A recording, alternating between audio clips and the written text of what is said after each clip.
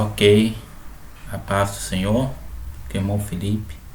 Estou gravando o vídeo hoje, sábado, às 21h44, para deixar para os irmãos na manhã de domingo. Tá saindo por volta das 8h20, ok? Eu estaria gravando com o irmão Salvador e irmã Margarida, mas a gente teve um empecilho, né? Tinha gravar no celular, que sai com a imagem melhor, mas aí o celular não tinha memória e aí nós gravamos. Eu passei o estudo bíblico para os irmãos e agora estou gravando separadamente o estudo para que os demais irmãos possam acompanhar aí juntamente conosco. Amém? A lição de número 6, 10 de maio de 2020, a condição dos gentios sem Deus. Textual: portanto, lembrai-vos de que vós, de outro tempo, ereis gentios na carne, chamados em circuncisão, pelos que na carne se chamam circuncisão, feita pela mão dos homens. Efésios 2:11. Verdade prática: outrora sem Deus, por meio de Cristo, os gentios tornaram-se descendência de Abraão e herdeiros das promessas. Senhor, esta hora, pessoal, vem estar falando comigo e falando com cada servo do Senhor que estará visualizando para esse vídeo de Escola Bíblica Dominical. Pai, fala com cada um dos teus servos. Ó Senhor, abra os nossos entendimentos e revela-nos, ó Pai, as tuas sagradas escrituras, em nome de Jesus. Amém. Gentios, aqui é gentio com O, não é gentil. Gentil com L, é uma pessoa educada.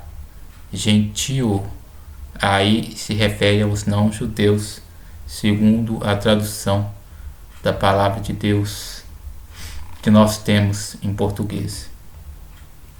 Glória a Deus. Nesta lição nós vamos falar sobre a diferença, sobre aquilo que nós, quando não éramos cristãos, quando não conhecíamos a Jesus, estávamos privados. Aquilo que todo gentio, antes do sacrifício de Jesus, antes da vinda de Jesus, estava privado, mas que com Jesus Cristo essa situação mudou. Jesus Cristo veio para mudar, como diz a Bíblia, fazer dos dois povos um, romper a barreira da inimizade e unir os dois povos. Essa promessa já tinha sido feita a Abraão, quando ele disse: em ti serão benditas todas as famílias da terra. E já tinha sido feita também a Adão, quando disse que da sua semente, da semente da mulher, nascerá um homem que vai esmagar a cabeça da serpente. Então, ou seja, a promessa já veio desde Adão. Essa promessa era para todos. E depois foi ratificada essa promessa de forma geral a Abraão, quando Deus disse para Abraão que também seria toda a sua descendência. E quando disse que seria todas as famílias da terra, em ti serão benditas todas as famílias da terra. Não só a família de Israel, mas todas as famílias da terra. Glória a Deus. Bendito seja o nome do Senhor. Na introdução fala assim: na presente lição veremos que o autor de Efésios lembra aos gentios de que antes da regeneração eles eram incircuncisos e haviam experimentado 5 formas de privações, ou 5 formas de privações haviam sobre nós. Primeiro, nós estávamos sem Cristo, separados de Israel, alienados quanto a promessas, sem esperança e sem Deus. Nós estávamos sem Cristo. Não sabíamos nem o que era Cristo. Nós não tínhamos nem noção do que é isso. Não nos foi apresentado a promessa de Jesus. Não foi apresentado isso para nós. As religiões que existem no mundo, elas não ensinavam e não ensinam isso. Elas, pelo contrário, elas afastam o homem da promessa da verdade. Estávamos separados de Israel, porque pela circuncisão, Israel foi separado para ser um povo totalmente exclusivo. Aquele era o símbolo do pacto que Deus fez com Abraão. Estávamos alienados quanto a promessas. Essas promessas foram feitas sempre para Israel, então estávamos alienados dessas promessas. Nós nem sabíamos, e o povo de Israel não compartilharia, porque eles não tinham ainda o entendimento de que em Abraão seriam benditas todas as famílias da terra. Eles ainda estavam restringindo a promessa apenas a eles, e sem esperança. Não havia esperança para nenhuma das nossas vidas. Quantas pessoas ainda vivem nessa situação, sem esperança, sem Deus? Eles sem esperança, eles não conseguem ver um futuro. A vida deles é apenas aqui. Eles não conseguem enxergar a vida eterna. Eles não possuem um projeto para o futuro. E sem Deus, né? Não que eles não tenham deuses, eles têm muitos deuses, mas sem o verdadeiro Deus, ok? Vamos então lá na nossa lição. Vamos começar aqui a meditar na palavra de Deus. Glória a Deus. Bendito seja o nome do Senhor. Chamados em circuncisão, primeiro tópico. Antes, vamos ler a leitura bíblica em classe. Amém? Portanto, Efésios capítulo 2, versículo 11 e 12, Romanos capítulo 4, versículos 12, 13 e 14. Os irmãos acompanhem aí, por favor. Abram as suas Bíblias e as suas revistas e acompanhem conosco. Vamos lá. Portanto, lembrai-vos de que vós, no outro tempo, éreis gentios na carne, e chamados de circuncisão, pelos que na carne se chamam circuncisão, feita pela mão dos homens, que naquele tempo estáveis sem Cristo, separados da comunidade de Israel, e estranhos aos concertos da promessa, não tendo esperança e sem Deus no mundo. E fosse pai da circuncisão daqueles que não somente são da circuncisão, mas que também andam nas pisadas daquela fé que teve nosso pai Abraão, que tivera na incircuncisão. Porque a promessa de que havia de ser herdeiro do mundo não foi feita pela lei a Abraão ou a sua posteridade, mas pela justiça da fé. Pois se os que são da lei são herdeiros, logo a fé é vã e a promessa é aniquilada. Ok, voltemos aqui. Primeiro tópico: chamados incircuncisos. Nesse primeiro tópico vem o primeiro subtópico, o conceito de circuncisão.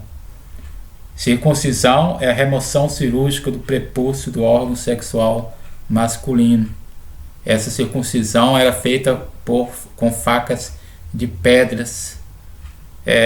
A gente tem um relato de Josué, que estava levando o povo, e aí ele precisou de circuncidar o povo, porque toda aquela geração que havia sido circuncidada havia morrido no deserto. Então ele precisou circuncidar o povo. Nós temos este relato, que é um relato um relato que traz a ideia sobre... E ele teve que preparar facas de pedra para isso, para realizar esse ritual. É um ritual normalmente feito a criança, mas que agora tinha que ser feito em adultos. Em adulto era muito mais doloroso do que numa criança. A criança ainda está com aquela capacidade regenerativa muito melhor né, com a saúde melhor do que um adulto. Glória a Deus.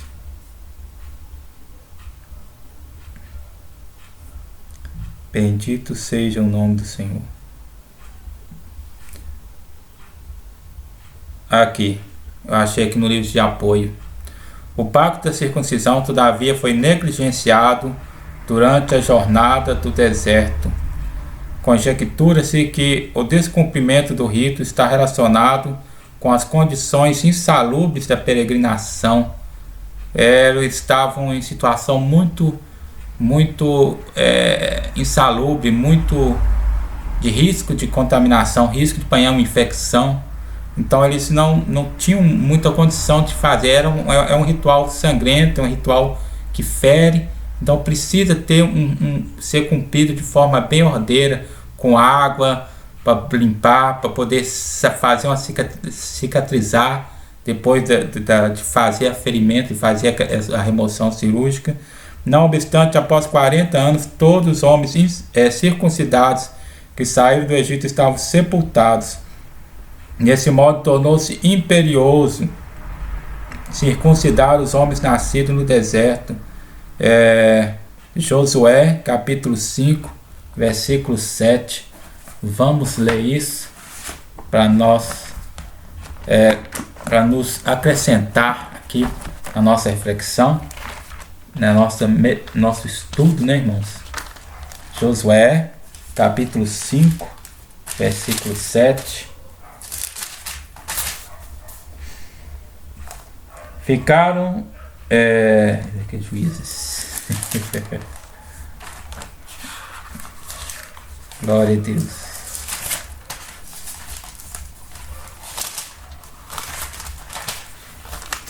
Irmãos, qualquer dúvida que os irmãos tiverem dessa aula, deixe as perguntas nos comentários. E na próxima aula que nós vamos ter, que vai ser passando esse domingo agora, o outro domingo será uma aula, será uma live, né? Será uma aula ao vivo. E nós pegaremos as perguntas que os irmãos fizeram e vamos responder, mesmo que seja outra lição, ok? Josué capítulo 5, versículo 7. Porém, em seu lugar pôs os seus filhos, e este Josué circuncidou, porquanto estavam incircuncisos, porque os não circuncidaram no caminho. Tendo sido circuncidada toda a nação, ficaram no lugar do arraial até que sararam. Aqui mais alto, o versículo 6 diz assim: porque 40 anos andaram os filhos de Israel pelo deserto, até se acabar toda a gente dos homens de guerra que saíram do Egito, que não obedeceram à voz do Senhor, aos quais o Senhor tinha jurado que lhes não havia de deixar ver a terra que o Senhor, sob juramento, prometeu dar a seus pais, terra que mana leite e mel. Mas o versículo 5 antes dá um esclarecimento melhor. Porque todo o povo que saíra estava circuncidado, mas nenhum deles que nascera no deserto pelo caminho depois de ter saído do Egito haviam circuncidado. Glória a Deus. Bendito seja o nome do Senhor. Aqui o versículo 2 fala sobre as facas de pedra. Naquele tempo disse o Senhor a Josué: faça facas de pederneira e passa de novo a circuncidar os filhos de Israel. Ok. Quem não era circuncidado era tido como incircunciso e, portanto, excluído da aliança. Essa aliança era feita para todos os israelitas. Tanto o israelita nascido de sangue, filho de Abraão, segundo a descendência carnal, quanto aqueles que se tornavam por querer morar em Israel, quanto aqueles que eram comprados como escravos de nações vizinhas ou pegados como escravos por serem conquistados. Esses que se tornavam escravos também tinham que ser circuncidados. Quando esse pacto foi firmado com Abraão, não apenas Abraão e Ismael foram circuncidados, mas Isaac também, que veio nascer depois, e todos os criados egípcios e de outras nações que Abraão tinha consigo. eles também foram circuncidados, porque eles pertenciam a Abraão. Então, tudo que pertencia, ok? O significado religioso da circuncisão. Segundo tópico, seu significado religioso apontava para a santificação. Havia muita prostituição, muita idolatria, e a prostituição era muito ligada à idolatria através das prostitutas, dos prostitutos cultuais. E isso era uma prática muito comum, pelo que a circuncisão veio justamente no órgão sexual masculino, simbolizando que aquele homem não era um homem para a prostituição, não era um homem para o adultério, não era um homem para aquela, porcaria, por assim dizer, que havia e que sucedia, mas era um homem santificado, separado de Deus, para um viver santo. Então estava totalmente relacionado à santificação. Só que era para chamar a atenção dos israelitas que essa santificação não era uma santificação física, mas simplesmente pelo ato de ele estar circuncidado que ele já era santo, mas era para chamar a ele a uma postura também de santidade. E isso infelizmente não aconteceu, porque eles não entenderam o sentido de ser circuncidado, que não é um sentido físico, mas é um sentido que iria além do físico, porque Deus não queria apenas circuncidados segundo a carne, mas queria circuncidados no coração. Vemos que quando Abraão recebeu o símbolo da circuncisão, Abraão já era convertido no seu coração. E pelo contrário, foi por causa da justiça da fé, por causa do ato dele crer em Deus e ter sido justificado pela fé, é que ele recebeu como símbolo externo a circuncisão. Ok? Glória a Deus, maravilha. Circuncisão do coração. Aí veio Deus, através dos profetas, a começar a falar e a trabalhar essa ideia na cabeça do povo. Começou primeiro lá ainda no Pentateuco, Deus ainda falando através de Moisés, e depois foi para o meio dos profetas, Jeremias, Isaías e outros profetas, chamando o povo para que eles fossem verdadeiramente circuncidados no coração, se convertidos verdadeiramente. Ou seja, essa não é uma ideia de Paulo, que falar sobre circuncisão no coração, mas é uma ideia que os profetas já haviam trabalhado. No entanto, Paulo foi um pouco além, porque Paulo estava trabalhando a ideia de ser circuncidado como no coração, no sentido do novo nascimento. Então ele diz lá em Gálatas, não importa se você é judeu ou não judeu, se você é circuncisão ou não é circuncisão, no reino de Deus o que importa é ser uma nova criatura. Isso que é o importante. Então quando Paulo falava sobre circuncisão do coração, ele ia além da visão dos profetas. Ele vinha os profetas vinham falando de circuncisão do coração como uma forma de completar a circuncisão física, mas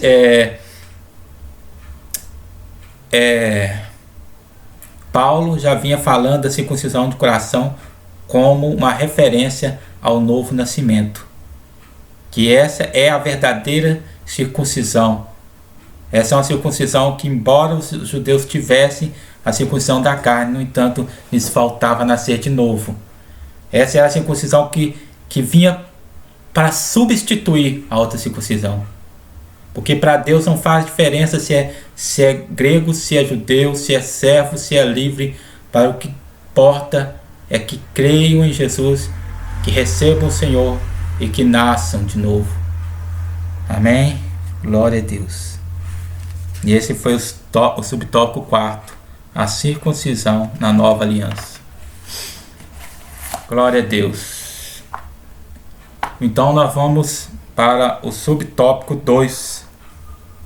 Mas antes eu gostaria de fazer uma observação no versículo Efésios capítulo 2, versículo 11, que fala ali: e chamados de circuncisão pelos que na carne se chamam circuncisão feita pela mão dos homens. Um comentário bíblico de Calvino diz assim: incircuncisos. As palavras podem ser lidas numa só sentença: circuncisão na carne feita por mãos, ou em duas sentenças: circuncisão na carne, significando que era carnal, feita por mãos, significando que fora feita pela mão do homem. Esse tipo de circuncisão é contrastado com a do espírito ou a do coração. Romanos 2, versículo 29, que também se intitula a circuncisão de Cristo. Colossenses capítulo 2, versículo 11. Vamos ler lá? Colossenses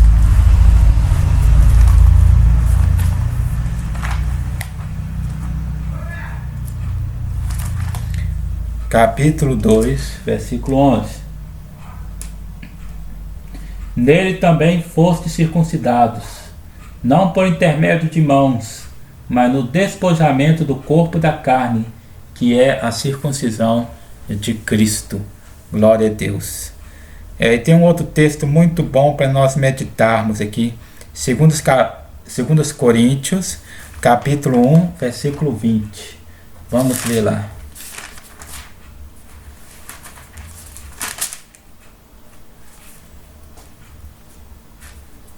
Porque quantas são as promessas de Deus, tantas tem nele o sim, porquanto também por ele é o amém, para a glória de Deus, por nosso intermédio.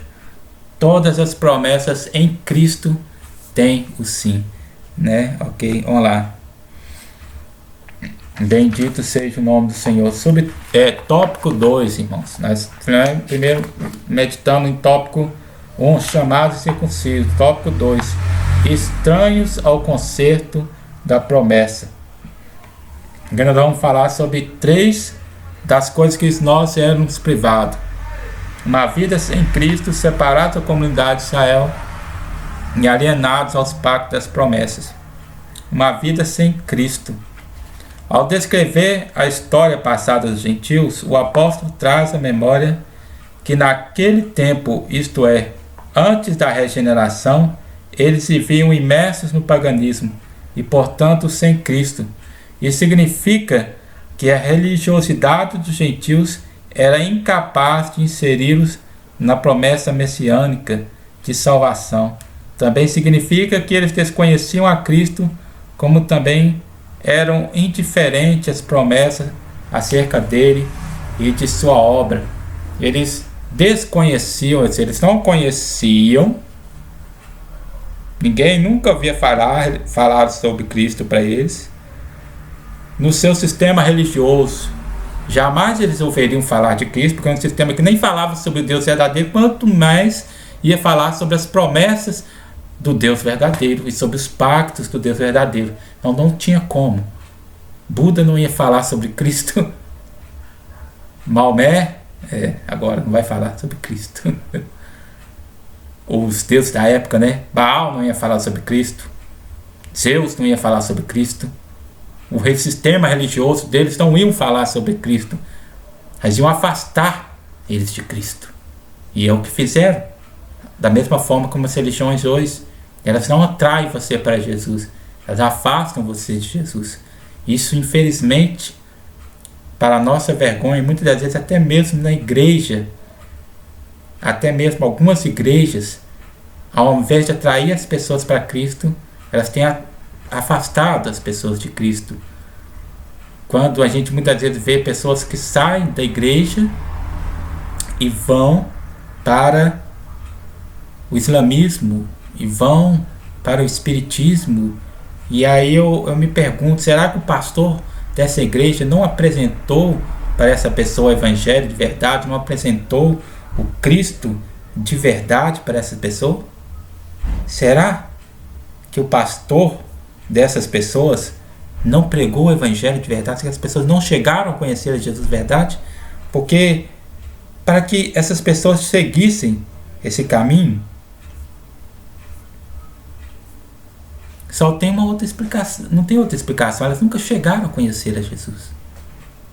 Nunca chegaram a conhecer a Jesus verdadeiramente. Porque do contrário, elas não seguiriam esse caminho. Né? Uma vida sem Cristo, eu sublinhei aqui no livro de apoio da lição, algo que o comentarista colocou aqui. Quanto a essa triste realidade, John Stott faz uma anotação perspicaz ao realçar que durante todo o período antes de Cristo, os gentios não estavam em Cristo, eles não estavam em Jesus. Nem com Cristo, eles não estavam ao lado de Jesus, mas sim separados de Cristo. Nem sequer tinham expectativa de um Messias vindouro. Eles não sabiam nem que viria alguém enviado de Deus para lhes tirar da situação miserável e deplorável que eles viviam. Separados da comunidade de Israel. Ainda no versículo 2, o apóstolo salienta a desvantagem de os gentios não pertencerem à comunidade de Israel. Eles estavam excluídos não só dos símbolos externos, mas também não faziam parte do povo escolhido. Consequentemente, não podiam usufruir dos privilégios da aliança de Abraão. Ou seja, eles estavam separados até mesmo da comunidade de Israel. Israel era um povo e eles eram os gentios. Israel era o povo de Deus e eles eram os gentios. Os israelitas nem se misturavam. Era um povo imundo, né? Como tu, sendo judeu, vem conversar com a mulher que é samaritana. Não foi isso que a mulher falou quando Jesus quis conversar com ela, né? Vamos ler Romanos 9, versículo 4. Glória a Deus.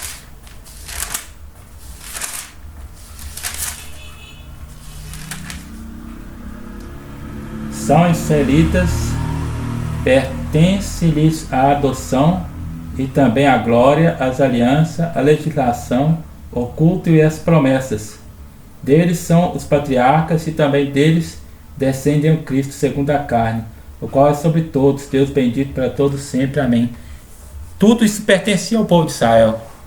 Como diz lá em João, veio para o que era seus, mas os seus o rejeitaram, mas a todos quanto receberam, deu-lhes o direito de serem chamados filhos de Deus, de serem filhos de Deus, né? Ou seja, era essa situação que nós vivíamos. Estávamos sem Deus e separados também da comunidade de Israel. Nós não éramos israelitas, e nem hoje nós não somos israelitas, mas nós somos filhos de Abraão, porque a filiação de filhos de Abraão, ela vai além da filiação de ser israelita. Abraão, nós somos filhos da fé. Muitos israelitas, por não caminharem no mesmo caminho que Abraão, por não trilharem a mesma fé de Abraão, mesmo sendo descendência carnal de Abraão, de sangue de Abraão, todavia não são filhos de Abraão. Como diz Jesus, se vocês fossem filhos de Abraão, vocês me escutariam. Mas como vocês não são filhos de Abraão, vocês não me escutam, porque quem é de Deus, ouve a palavra de Deus. Quem é filho de Abraão, assim como Abraão conheceu a Jesus e amou a Deus, conheceu a Deus e amou a Deus e obedeceu e caminha no caminho de Deus, assim também aquele que é filho de Abraão segue os passos de seu pai Abraão. Jesus disse isso para os judeus, quando os judeus estavam tentando incriminá-lo e caçar e prender de uma forma ou de outra, e Jesus virou para eles e falou isso. Não, vocês dizem que são filhos de Abraão, e eles viraram, nós somos descendentes de Abraão, né? Alienado dos pactos. Mas antes vamos ler aqui Gálatas 3, versículo 29. Entretanto, o que os gentios precisavam saber era que por meio de Cristo eles também se tornariam descendência de Abraão. É Jesus que nos liga. Jesus é o caminho. Você tem que Crê em Deus através do sacrifício de Cristo para você receber essa bênção. Gálatas 3, versículo 29. Pediria para o irmão ler aí, mas ninguém não vai ouvir aqui, né? Glória a Deus. 3, versículo 29. E se sois de Cristo, também sois descendência de Abraão e herdeiros segundo a promessa. Versículo 28. De Sarte não pode haver nem judeu, nem grego, nem escravo, nem liberto, nem homem, nem mulher, porque todos sois um em Cristo Jesus. E se sois de Cristo, se Cristo era a descendência de Abraão, nós somos um em Cristo, nós pertencemos a Cristo, porque somos o corpo de Cristo, então nós somos descendência de Abraão. Em Cristo Jesus, nós estamos ligados a Abraão, porque nós cremos em Cristo Jesus, assim como Abraão creu em Deus, e seguimos o mesmo caminho. Amém? Que Abraão seguiu. Alienado aos pactos das promessas. Uma vez separado da comunidade de Israel, os gentios desconheciam totalmente os vários pactos que Deus estabeleceu com os patriarcas israelitas. Esses pactos giravam em torno da grande promessa do advento, da vinda do Messias. Então, tem um pacto abraâmico, né? Gênesis 12, 1 a 3, o pacto mosaico, Deuteronômio 28, 1 a 14, e o pacto davídico, 2 Samuel, capítulo 7, 13 a 16. Esses pactos todos giravam em torno de Cristo. O pacto de Abraão falava que em ti seriam benditas todas as famílias da terra. O pacto de Deuteronômio fala sobre o povo seguir o caminho do Senhor, em tudo Deus prosperaria, abençoaria eles. E o pacto de Davi fala que Deus daria uma descendência, um reinado perpétuo para Davi, que em Cristo Jesus esse reinado se cumpre e vai além de perpétuo, ele passa a ser eterno. Ok? Glória a Deus. Agora, uma vez regenerados em Cristo, é revelada a grandeza do amor divino, de alienados da promessa por meio do sangue de Jesus, os gentios tornados herdeiros da maravilhosa promessa. Antes, nós éramos excluídos, nós nem sabíamos disso. Nós nem sabemos desse projeto de Deus. Os judeus sabiam e eles sabem, e até hoje eles esperam. Que ironia, né? Eles ainda esperam. Nós não sabíamos, nem esperávamos, nem tínhamos ideia disso. E hoje nós sabemos, Jesus Cristo veio, nós recebemos, somos filhos de Deus, somos co-herdeiros da promessa juntamente com os israelitas que creem em Deus, que creem em Jesus, que creem da mesma forma como Abraão. Mas os judeus que não creem no Senhor, até hoje eles estão esperando. Ou seja, eles são cientes da promessa da vinda do Senhor. Eles são pelos pactos que foram feitos. Mas eles não receberam Jesus. O pacto, a promessa já se cumpriu. E essa é a ironia. Aqueles que nem esperavam, viram e receberam. E aqueles que esperavam se tornaram cegos porque não creram. Antes procuraram sua própria justiça, né? Sem esperança e sem Deus. Essa era a outra questão. Esse é o tópico 3, o último tópico. Desprovidos de esperança.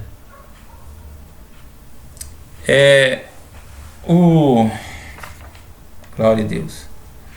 O comentarista vai dizer que esperança é confiança. Não necessariamente. Esperança esperança não é confiança. Esperança está aliado à confiança. Esperança é o primeiro fruto da confiança, mas esperança é uma coisa e confiança é outra. Esperança, vamos ler 2 Samuel, capítulo 23, versículo 5, é um exemplo do que é esperança.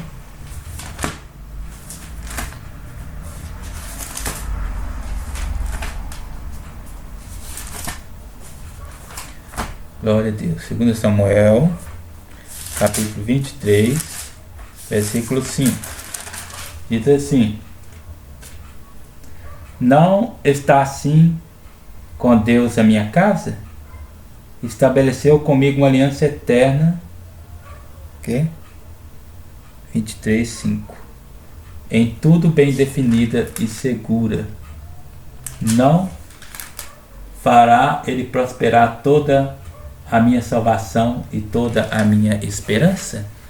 Esperança é aquilo que se espera, que aguarda, aquilo que eu aguardo. Aquilo que eu aguardo. É o objeto principal, o fruto primeiro da fé, mas não é fé. Ele é aliado à fé, mas não é fé. Ele é aliado à confiança. Fé é confiança. Aliado à fé, mas não é fé. Ele é o fruto primeiro, é aquilo que se espera. Esperança é aquilo que se espera. Eu espero Jesus Cristo voltar. A minha fé é que Cristo venha voltar. Mas o ato de eu esperar Cristo voltar não é a minha fé. Ele simplesmente resulta, entendeu? E por essa intimidade, essa junção, ou seja, junção entre esperança e fé serem muito próximos, há essa possível confusão. Porque a fé verdadeira, ela produz esperança. É um resultado. Você sabe se uma pessoa tem fé de verdade se ele demonstra esperança. Então, por essa está muito aliado, né, que de acordo com a lição, na lição o autor colocou certo, mas no livro de apoio ele já fala que né? Teve seus motivos para dizer, como eu falei, é uma coisa muito próxima, então dá essa ideia mesmo. Agora Paulo passa a descrever a situação dos gentios que viviam não tendo esperança e sem Deus no mundo. A palavra esperança traz a ideia de confiança, mas ela não é confiança. Ou seja, quando você vê uma pessoa com esperança, você logo percebe que ela tem fé. A fé, ela é manifesta, ela é ser exteriorizada, a fé verdadeira, através de uma postura de esperança, né? Agora, confiança ou fé é o ato de confiar, o ato de se ancorar, ou de se apoiar numa certeza, numa verdade. Se uma é aguardar o que vai acontecer, a outra é descansar enquanto aguarda. Ou seja, a fé é a base e a esperança se apoia na fé. Eu escrevi aqui: a diferença é que a esperança resulta da fé verdadeira, como fruto primeiro. A fé é a base e a esperança são os primeiros tijolos. Hebreus 11, versículo 1.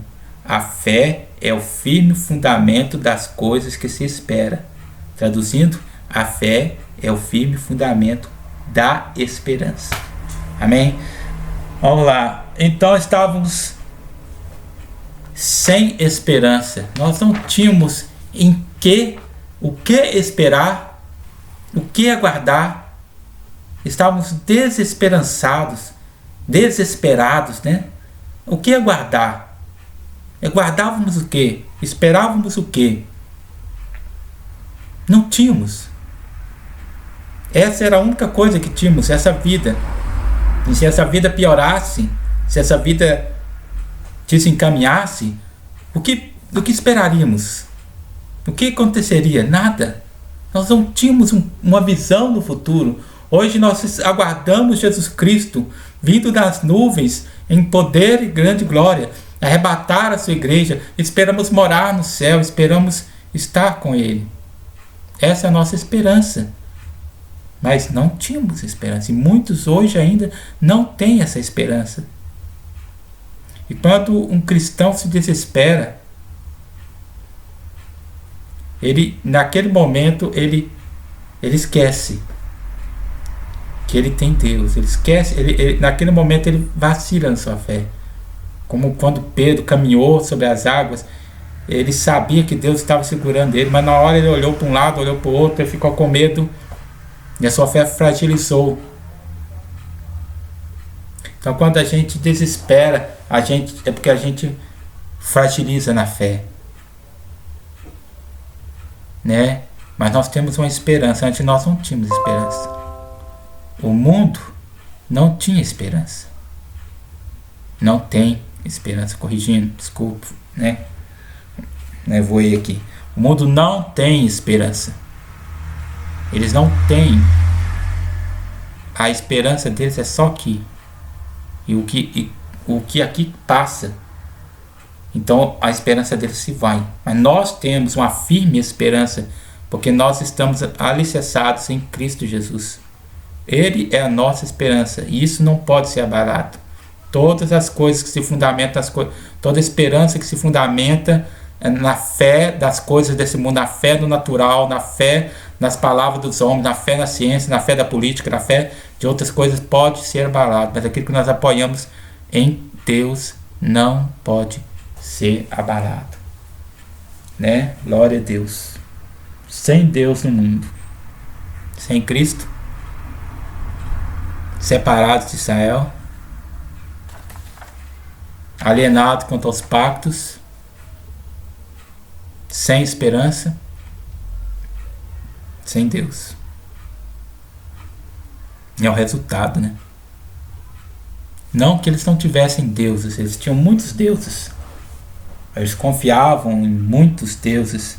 Eles se apoiavam em muitos deuses, né? Eles se apoiavam em muitos deuses. Mas eles estavam sem o Deus verdadeiro,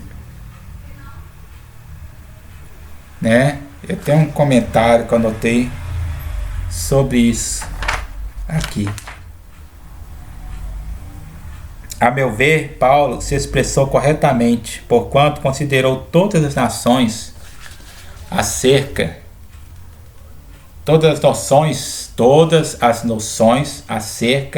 dos falsos deuses como sendo absolutamente nada.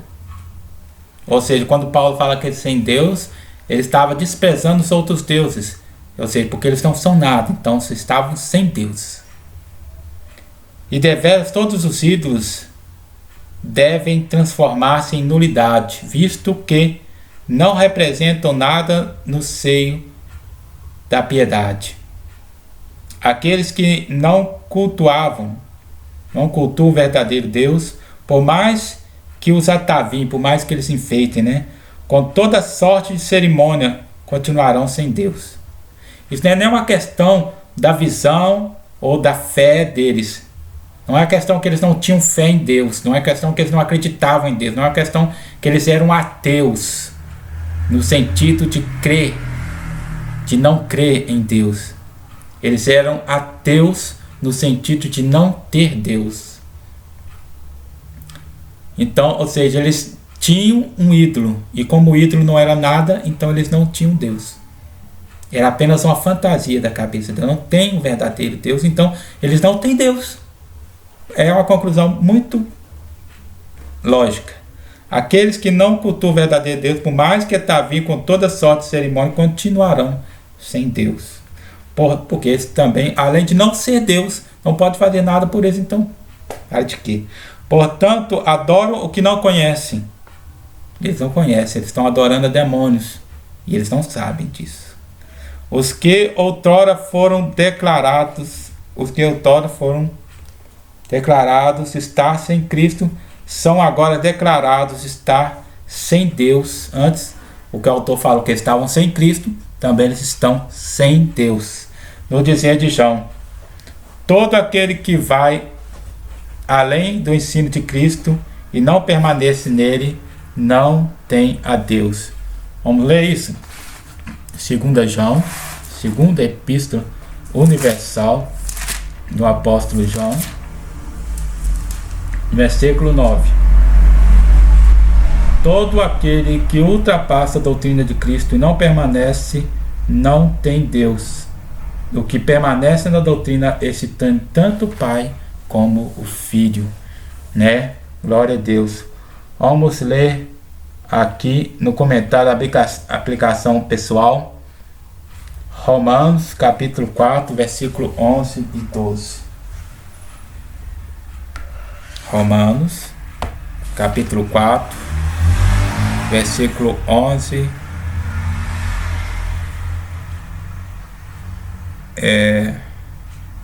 e 12. Glória a Deus. Bendito seja o nome santo do Senhor Jesus. Estamos concluindo, viu, irmãos?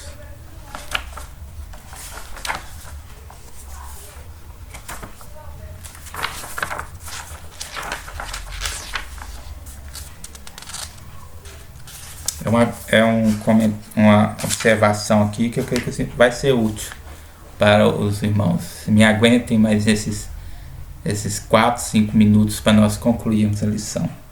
A circuncisão de Abraão selou a reputação de homem justificado que ele já tinha diante de Deus por causa da sua fé. Deus disse: isto será por sinal do concerto entre mim e vós.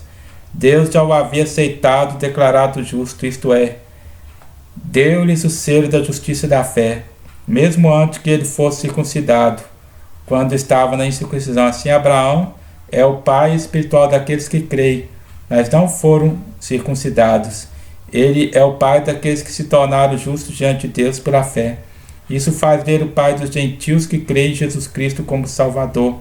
Mas ele é também o pai da circuncisão, isto é, o pai espiritual daqueles que foram circuncidados, ou seja, os judeus.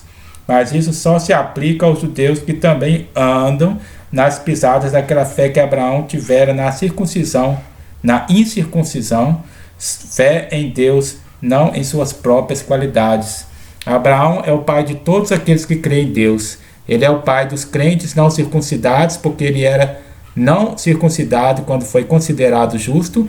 Ele é o pai dos judeus circuncidados que se tornaram crentes, não simplesmente por causa da herança judaica comum, mas porque ambos tinham fé em Deus. Glória a Deus. Bendito seja o nome do Senhor. E queria ler mais alguma coisa aqui nesse comentário aqui para ajudar a gente. Mas antes, glória a Deus, bendito seja o nome do Senhor. Estarei lendo uma outra observação aqui, né?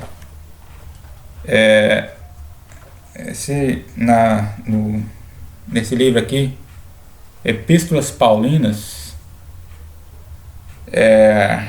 de Meyer Palmer, na página 103, uma observação aqui bem rápido, que diz assim: sem Deus, aqui vem justamente falar sobre a questão de que eles estavam sem Deus, o último tópico, né? O tópico, a leitura que eu fiz aqui de Romanos, fala sobre Abraão como pai, tanto dos que creem como dos que não creem. A leitura que eu vou fazer agora fala sobre a nossa situação sem Deus. Não que negasse a existência de Deus ou de deuses, né? Mas Deus não era real para eles e viviam como se Deus não existisse. Mais numerosos do que aqueles que negam a Deus pela palavra são aqueles que o negam no viver diário. Muitas pessoas vivem uma vida sem Deus, vivem uma vida declarando que tem Deus, declarando que são filhos de Deus, mas que a sua prática e a sua vida de fé, na verdade, é uma vida totalmente afastada de Deus. Eles falam que tem Deus, falam que creem em Deus, mas vivem sem Deus na vida. né? São aqueles que negam Deus no seu viver diário, que o irmão May Palmer falou aqui em seu comentário.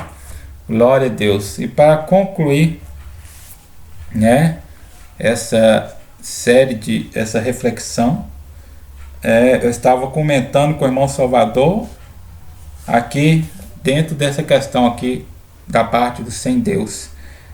Isso significa dizer que suas vidas eram regidas pela falsa ideia de divindades pagãs que as mantinham escravizadas em densas trevas espirituais, né? Eu falei com o irmão Salvador sobre essa questão do denso.